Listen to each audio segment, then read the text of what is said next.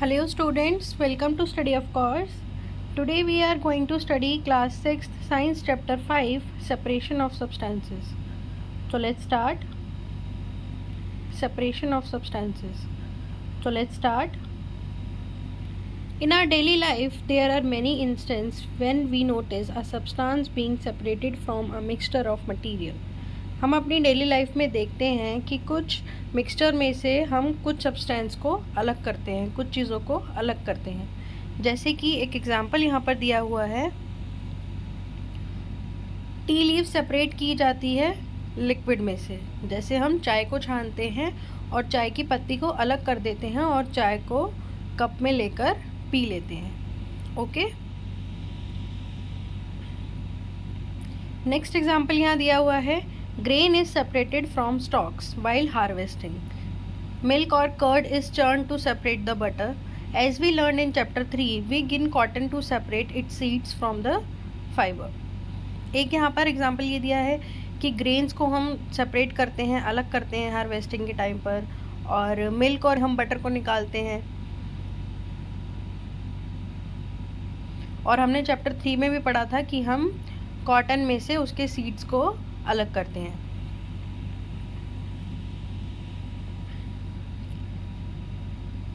Perhaps you might have eaten salted दलिया और पोहा। आपने ज़रूर दलिया और पोहा खाया होगा। If you found that it had chilies in it, आपने देखा होगा उसके अंदर चिली होती है।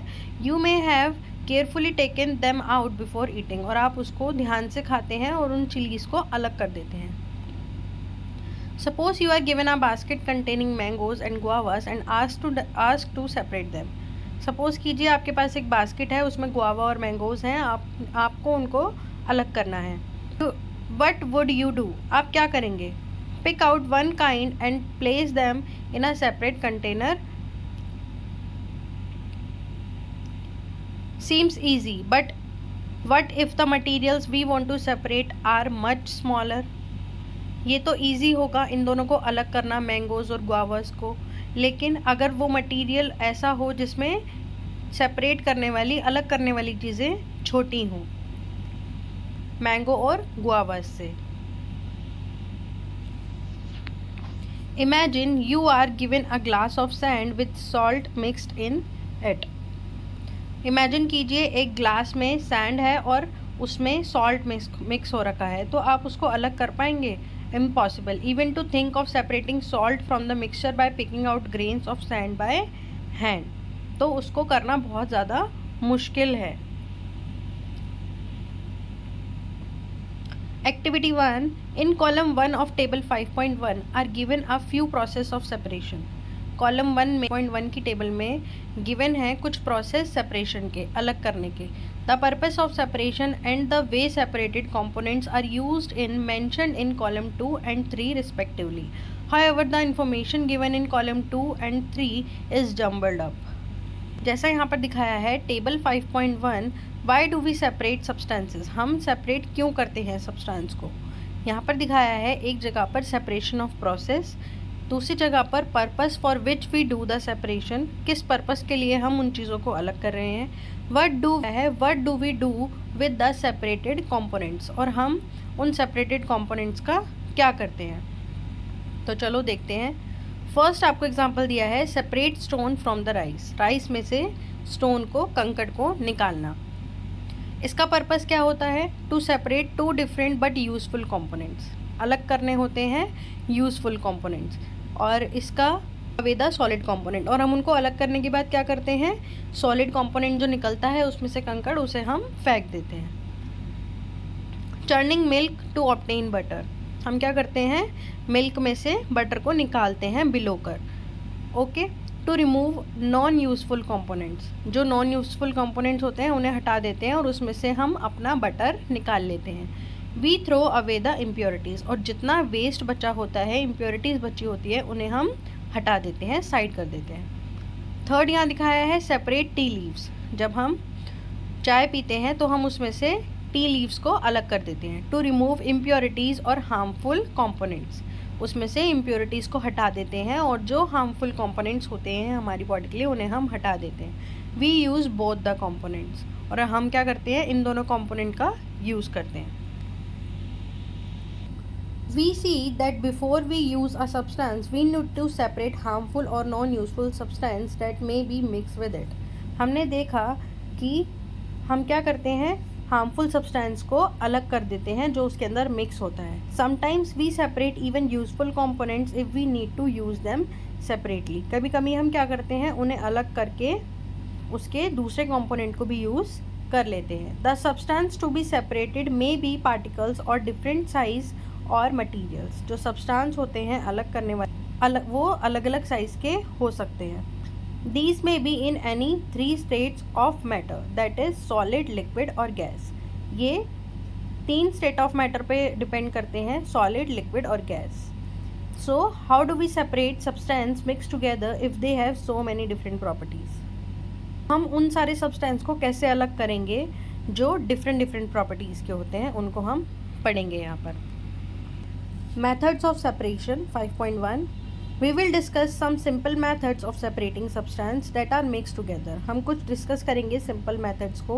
So may come across some of these methods being used in day to day activity, जो हम अपनी day to day activity में use करते हैं. First method है hand picking. Activity 2. Bring a packet of food grain purchased from a shop to the classroom. एक packet लेके जाना है फूड ग्रेन का, परचेज करके खरीद के अपने क्लासरूम में. Now spread the grains on a sheet of paper. उसके बाद उसको फैला देना है एक पेपर पे. Do you find only one kind of grain on the sheet of paper? Pieces of stone, husk, broken grain and particles of any other grain in it. उसके अंदर कुछ छोटे छोटे पीसेज हो सकते हैं स्टोन, हस्क के, और कुछ और भी अलग मटेरियल हो सकता है, उसके अंदर पार्टिकल्स हो सकते हैं और भी किसी चीज़ के. Now remove with your hands the pieces of stone, husk and other grains from it. और उसके बाद उसको हाथ से जो भी उसमें कंकड़ वगैरह हो उसको निकालना है. This method of hand picking can be used for separating lightly larger size impurities like the pieces of dirt, stone, husk from wheat, rice और पल्सेस. इस मेथड को हम हैंड पिकिंग बोलते हैं और ये जब यूज़ होता है जब जो इम्प्योरिटीज़ हैं वो लार्जर साइज़ की होती है. जैसे स्टोन थोड़ा सा बड़ा हो सकता है, कंकड़, ठीक है, वीट हस्क हो सकता है, वीट में से हम हस्क को निकाल सकते हैं, दालों में से और चावलों में से भी हम हस्क को निकाल सकते हैं, कंकड़ को निकाल सकते हैं. The quantity of such impurities is usually not very large. जो ये क्वांटिटी होती है इनकी वो बहुत ज़्यादा लार्ज नहीं होती. In such situation we find that hand picking is a convenient method of separating substances. तो हम इस सिचुएशन में हैंड पिकिंग का यूज़ करते हैं. Threshing. We must have seen bundles of wheat और paddy stalks lying in field after harvesting the crop. हमने देखा होगा कि बंडल्स होते हैं व्हीट के और पैडी के फील्ड में जब हार्वेस्टिंग हो जाती है क्रॉप्स की. Stalks are dried in the sun before the grain is separated from them. Stalks को सुखाया जाता है धूप में अलग करने से पहले. Each stalk has many grain seed attach to it. और हर एक स्टॉक के अंदर क्या होता है, सीड्स होते हैं, ग्रेन सीड्स अटैच होती है. Imagine the number of grain seed in hundreds of bundle of stock lying in the field. Imagine करो उनको कि वो 100 ऑफ बंडल्स में रखी हुई हैं फील्ड में. How does the farmer separate grain seeds from those bundles of stock. और फार्मर उसको अलग कैसे, इसकी 100 में बंडल रखे होंगे तो उनको अलग करना मुश्किल होगा. One may pluck mangoes or guavas from the trees, but grain seeds are much smaller than mangoes or guavas. एक क्या है, मैंगोज और गुआवास को प्लक करना आसान है, तोड़ना आसान है ट्रीज पे से, लेकिन और ग्रेन सीड्स क्या है, मैंगो और गुआवा से बहुत छोटे होते हैं.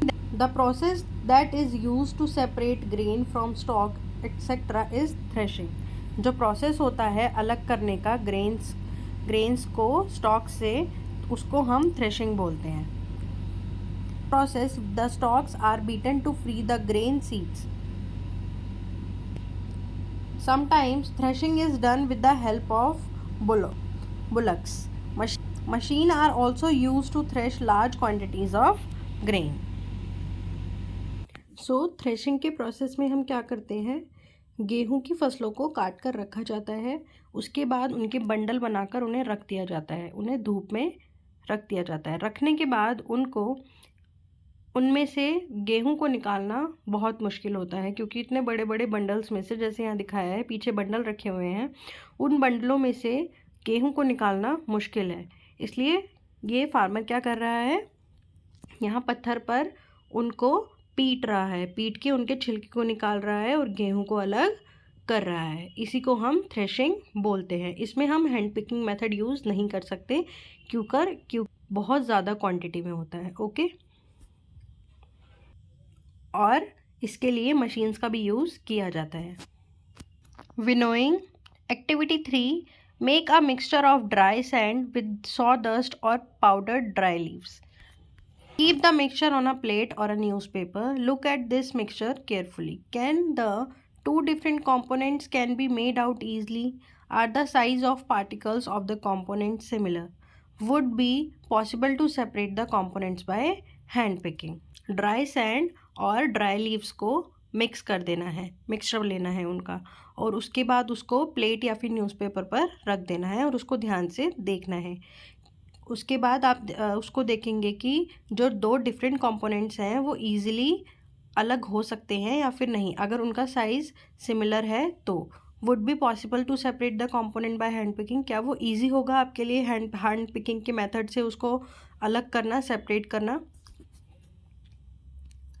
Now take your mixture to an open ground and stand on a raised platform. उसके बाद आपको उस मिक्सचर को लेकर जाना है और किसी ऊंचाई की जगह पर खड़े हो जाना है। Put the mixture in a plate और शीट ऑफ पेपर, शीट या फिर प्लेट में उनको रखना है उस मिक्सचर को। होल्ड द प्लेट और the sheet of paper containing the mixture at your shoulder height. उसके बाद प्लेट को क्या करना है, अपने शोल्डर की हाइट तक ऊपर उठाना है। Tilt it slightly so that the mixture slide out slowly. उसके बाद उसको धीरे धीरे गिराना है। What happens, क्या होगा, do both the components sand and sawdust powdered leaves fall the same place? आप जब उसको गिराएंगे तो आप देखेंगे कि जो मिट्टी है और जो ड्राई लीव्स वगैरह हैं वो एक ही जगह पर गिर रहे हैं। Is there a component that blows away, या फिर कोई component ऐसा है जो उड़ रहा है, उड़ के बाहर की साइड निकल रहा है।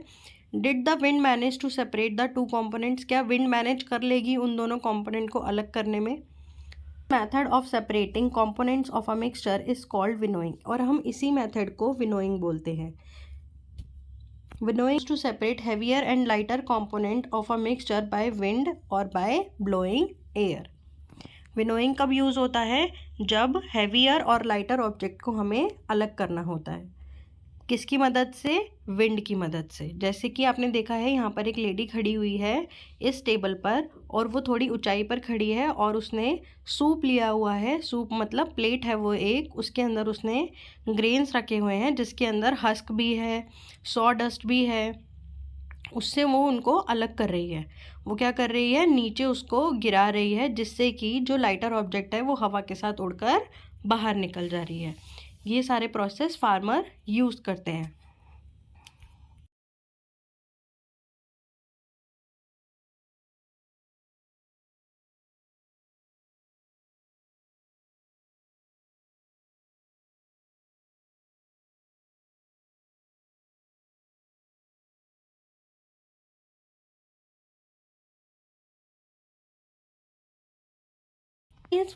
Sometimes we may wish to prepare a dish with flour. कभी कभी हमारा मन करता है फ्लावर से कुछ डिश को प्रिपेयर करने का, आटे से। We need to remove impurities and bran that may be present in it. हमें क्या करना होता है, उसको, उसमें जो भी इम्प्योरिटीज़ होती है उसको निकालना होता है पहले। तो हमें क्या करना होगा, we use a sieve and pour the flour into it. हमें क्या करना होगा, आटे को छानना होगा। पार्टिकल्स, सीविंग क्या करता है, जो भी फाइन पार्टिकल्स होता है उसमें से जो भी बिगर इम्प्योरिटीज़ होती है उसको हटाने में मदद करता है। In a flour mill impurities like husk and stone are removed from wheat before grinding it. Flour mill में क्या होता है, इम्प्योरिटीज़ जो होती है, हस्क, जैसे हस्क और स्टोन, उनको अलग किया जाता है व्हीट में से, उसको ग्राइंड करने से पहले। Usually, a bag full of wheat is poured on a slanting sieve. The sieve removes pieces of stone, stalk, and husk that may still remain with wheat after threshing and winnowing. ऐसा हम क्यों करते हैं?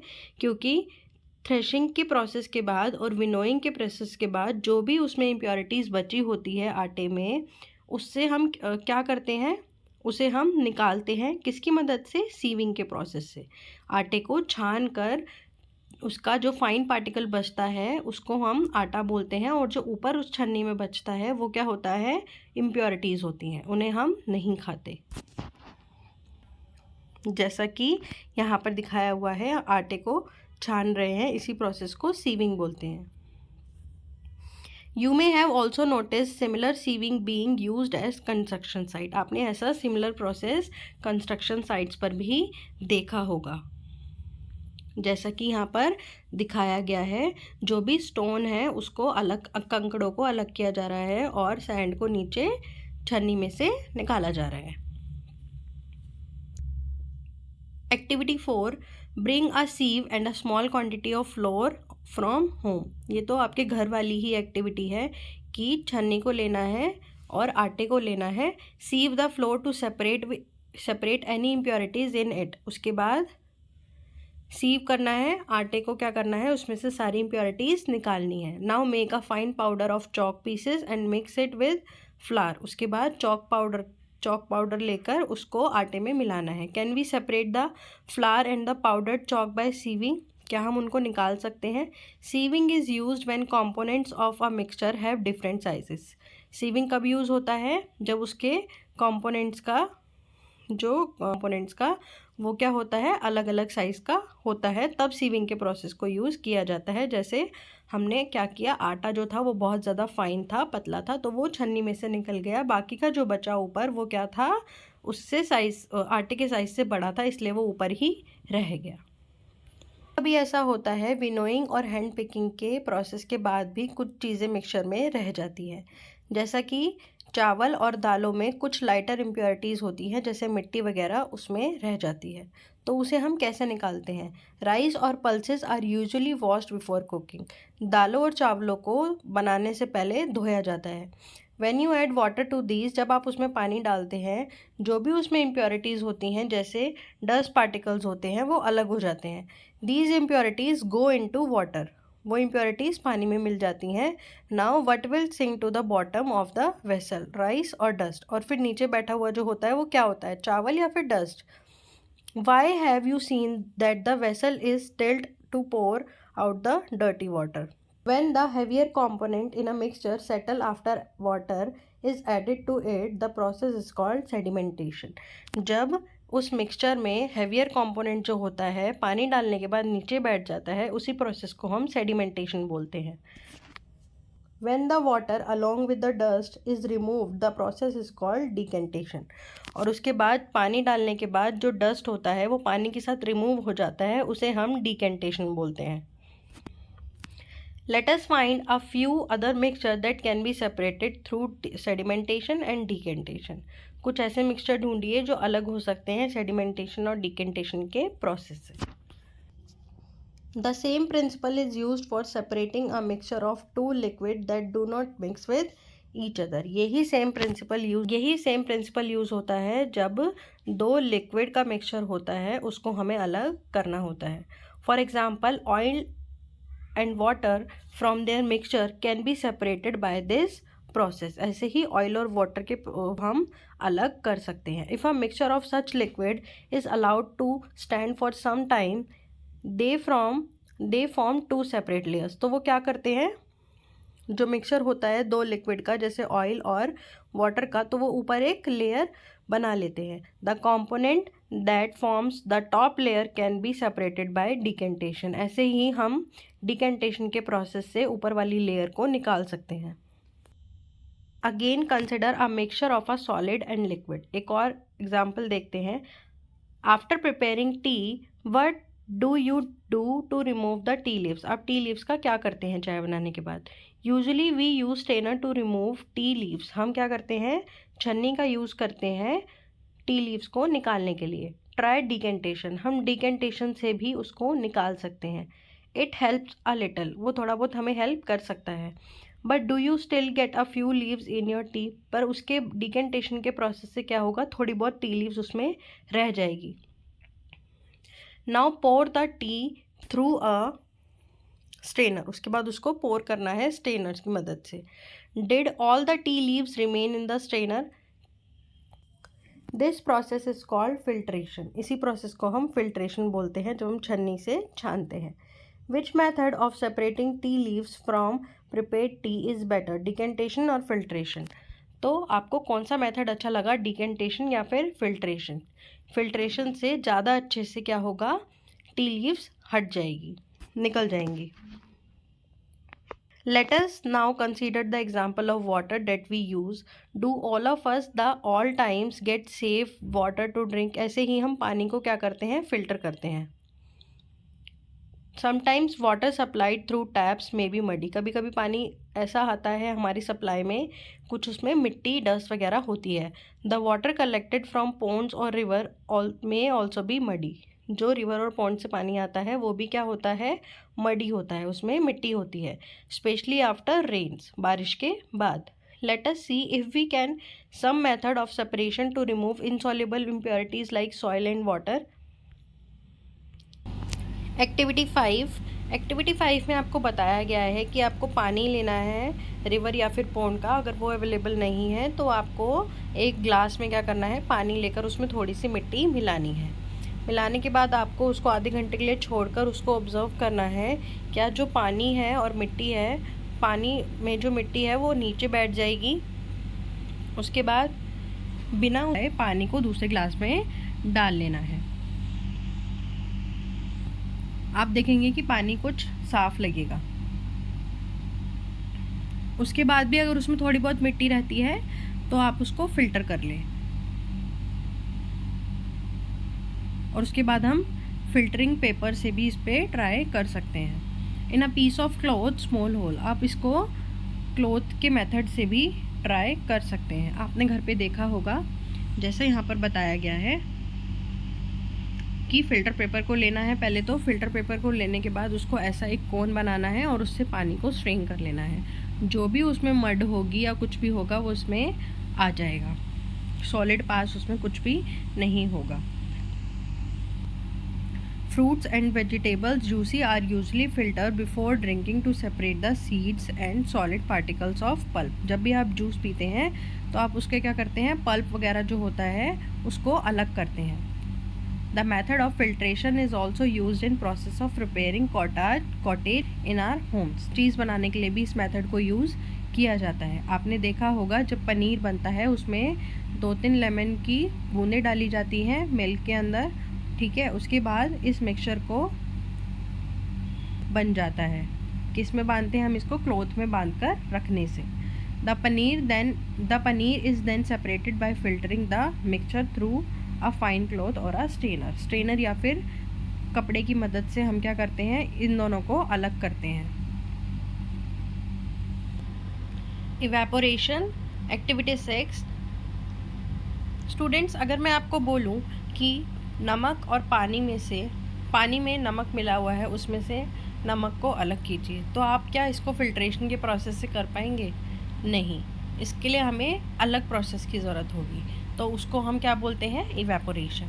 जैसे यहाँ पर एक activity आपको बताई गई है, आपको 2 स्पून ऑफ सॉल्ट लेना है, उसको पानी में मिला देना है। मिलाने के बाद आपको उसको बॉईल करना है। बॉईल करने के बाद अब आपको उसको जब तक बॉईल करना है जब तक वो पानी पूरा इवेपोरेट नहीं हो जाता, ख़त्म नहीं हो जाता। पानी ख़त्म हो जाएगा तो आपको दिखेगा कि जो हमने सॉल्ट उसमें मिलाया था वो नीचे बैठा हुआ हमें दिख जाएगा। इसी प्रोसेस को हम इवेपोरेशन बोलते हैं।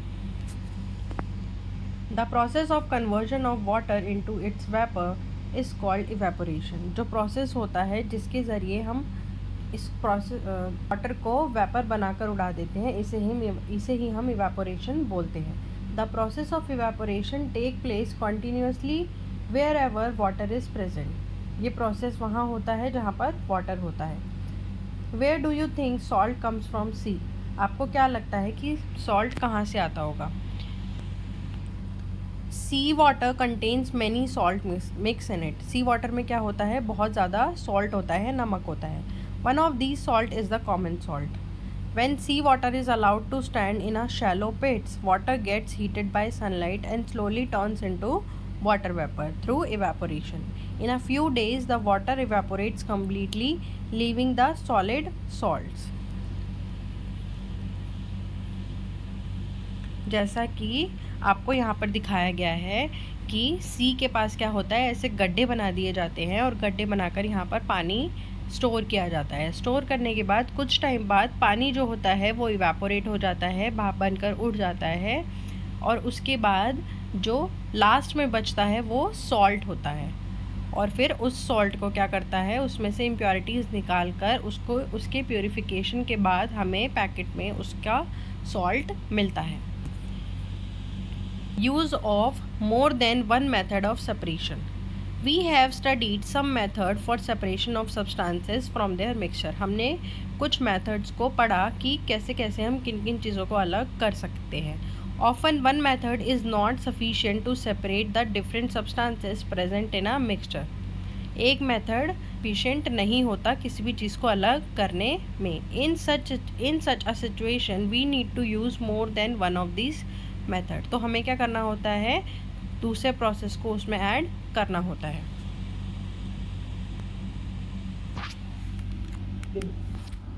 Take a mixture of sand and salt. Sand and salt के मिक्सचर को लेना है। अब हमें उसको अलग कैसे करना है हम देखेंगे। We already saw that hand picking would not be a practical method for separating this. हमने देख लिया कि हैंड पिकिंग के मेथड से तो सैंड और सॉल्ट के मिक्सचर को हम अलग अलग नहीं कर सकते। Keep the mixture in a beaker and add some water to it. हमें क्या करना है, किसी बीकर में इसको डालना है और उसमें कुछ पानी डालना है। Leave the beaker aside for some time. उसके बाद हमें कुछ देर के लिए उसको छोड़ देना है। Do you see the sand settling down eight the bottom. क्या आपको दिख रहा है कि जो मिट्टी है वो नीचे बैठ रही है। The sand can be separated bye decantation और फिल्ट्रेशन। हम डिकेंटेशन और फिल्ट्रेशन के मेथड से भी इसको अलग कर सकते हैं। डिकेंटेशन मैंने आपको बताया, पानी डालने के बाद उस पानी में से जब हम उस पानी को निकाल देते हैं तो उसमें जितनी भी इम्प्योरिटीज़ होती है पानी के साथ निकल जाती है, जैसा हम चावलों में करते हैं धोते टाइम। या तो आप उसके लिए सीधा फिल्ट्रेशन मेथड यूज़ कर सकते हैं। What does the decantated liquid contain. Do you think this water contains the salt which has there in a mixture at the beginning. We need to separate salt and water from the decantated liquid. हमें क्या करना होगा, अलग करना होगा नमक को पानी में से, डिकेंटेटेड लिक्विड में से। After transfer this liquid to a kettle and close its lid. उसके बाद आपको यहाँ पर सीधा आप यहीं से देख लीजिए कि आपको यहाँ पर दिखाया गया है, यहाँ पर है कि आपको क्या करना है, नमक और पानी को अलग अलग करना है। तो आप क्या करेंगे, सबसे पहले उसके मिक्सचर को ट्रांसफ़र करेंगे केटल में। केटल में डालने के बाद उसकी ऊपर से लिड लगा देंगे और उसको गैस पर रख देंगे। उसके बाद आप क्या करेंगे, do you notice steam coming out from the spout of the kettle. आप कुछ देखेंगे कि भाप जैसा उड़ रहा होगा, steam. Take a metal plate with ice on it. उसके बाद उस पर क्या करेंगे, आप एक प्लेट लेंगे, उस पर कुछ आइस रख लेंगे। Hold the plate just above the spout of the kettle has shown in figure 5.13। What do you observe. क्या करेंगे, जो भी भाप निकल रही होगी उसके ऊपर क्या रखेंगे, वो प्लेट रख देंगे आइस वाली। Let the water in kettle boil off. When the steam comes in contact with the metal plate cooled with ice, it condenses and forms liquid water. जो स्टीम होगी वो प्लेट पर लगेगी और प्लेट के ऊपर क्या होगा, आइस होगी, वो वापस क्या होगी, कंडेंस हो जाएगी और हमें प्योर वाटर मिल जाएगा, उसमें से नमक हट जाएगा। The water drops that you observed falling from plate were due to condensation of steam. The process of conversion of water vapor into its liquid form is called condensation. और इसी process को हम कंडेंसेशन बोलते हैं। जब water vapour की मदद से लिक्विड वापस आता है उसे हम कंडेंसेशन बोलते हैं। जैसे कि आपको यहाँ पर दिखाया गया हुआ है, ये केटल है, केटल को हमने गैस पर रखा। गैस पर रखने के बाद हमने एक प्लेट ली, उसके ऊपर आइस रखी, जो भी भाप थी वो प्लेट पर लग रही थी और वापस आइस से ठंडी होकर वो नीचे पानी आ रहा था दूसरे उसमें। यही क्या है, प्योर वाटर है। इससे क्या है, पानी और नमक अलग हो जाएगा। क्या वाटर में हम can water dissolve any amount of substance, क्या वाटर में हम कितने भी अमाउंट तक सब्सटेंस डिज़ोल्व कर सकते हैं, देखते हैं। In chapter 4 we found that many substances dissolve in water and form a solution. हमने देखा था चैप्टर 4 में कि बहुत सारे सब्सटेंस जो थे पानी में घुल सकते थे और उसका एक सॉल्यूशन बन रहा था। वी में से that these substances are soluble in water, और इन्हें हम सॉल्यूबल चीज़ें बोल रहे थे। What will happen if we go on adding more and more of these substance to fixed quantity of water? अगर हम उसमें ऐड करते जाएं, पानी में करते जाएं फिक्स क्वांटिटी तक, तो उसमें क्या होगा। एक्टिविटी 8 और अ स्मॉल पैन। आपको एक बीकर या फिर पैन लेना है। A spoon salt and water, spoon salt और वाटर को भी लेना है। Pour half a cup of water in the beaker, उसमें हाफ कप पानी डालना है। Add 1 teaspoon of salt and stir it well, उसके बाद उसको 1 चम्मच उसमें नमक डालना है और उसको घुमाना है। अनटिल द सॉल्ट डिज़ोल्व, जब तक वो सॉल्ट उसमें पूरा घुल नहीं जाता। Again add a teaspoon of salt, उसके बाद दोबारा उसमें नमक डालना है और तब तक डालना है जब तक वो बार बार घुलना बंद ना हो जाए। After adding a few spoons of salt, do you find that some salt remains undissolved and settle at the bottom of the beaker. जब आप इसको कॉन्टिन्यूस करते जाएंगे तो आप देखेंगे कि बीकर में क्या होगा, नमक घुलना बंद हो जाएगा। जब आप उसको थोड़ा सा डालेंगे, फिर घुमाएंगे, फिर थोड़ा सा नमक डालेंगे, फिर घुमाएंगे, जब आप इसको कॉन्टिन्यूस करते जाएंगे तो आपको दिखेगा कि नमक उसमें घुलना एक टाइम के बाद बंद हो जाएगा और नीचे बैठ जाएगा। If yes, this means that no more salt can be dissolved in the amount of water we have taken. The solution is now said to be saturated, और इसी को हम saturated बोलते हैं। ठीक, सब घुलना बिल्कुल बंद हो जाएगा तो वो सैचुरेटेड होगा। लेकिन अगर आपको, क्या ऐसा भी हो सकता है कि हमें उसमें और नमक ऐड करना है और उसको घोलना है, तो हम उसको कैसे करेंगे। एक टाइम के बाद हमने देखा कि वो नमक घुलना बंद हो जाएगा, लेकिन हमें उसमें और नमक ऐड करना है और उसको घोलना है, तो हम क्या करेंगे। Activity 9, take some water in a beaker and mix salt in it. एक बीकर लेना है, उसमें नमक को मिला देना है पानी में। Until it can not dissolve any more salt, जब तक वो उसमें नमक घुलना बंद नहीं हो जाता, जैसा हमने इधर एक्टिविटी 8 में पढ़ा था। Now add a small quantity of salt to this saturated solution and heat it. जो हमें सैचुरेटेड सॉल्यूशन मिला था, जिसमें नमक और ज़्यादा नहीं घुल रहा था, उसमें हमें क्या करना है, हीट पर रख देना है।